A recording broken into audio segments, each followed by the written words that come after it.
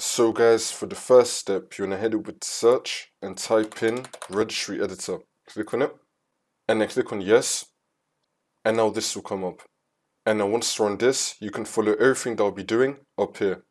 So first you want to expand Hitchi current user, and now we're going to expand control panel, and now we're going to click on the Bluetooth folder.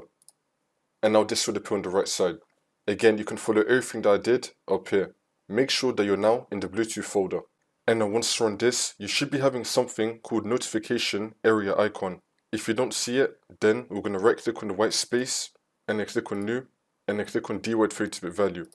We're going to call this notification space area space icon. Spell it with the same capitals and lowercase as I did, and then click on enter.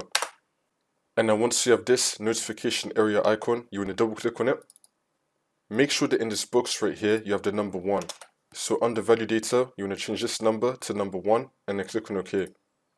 And now for the last step, you just want to restart your computer, and then the problem should be fixed.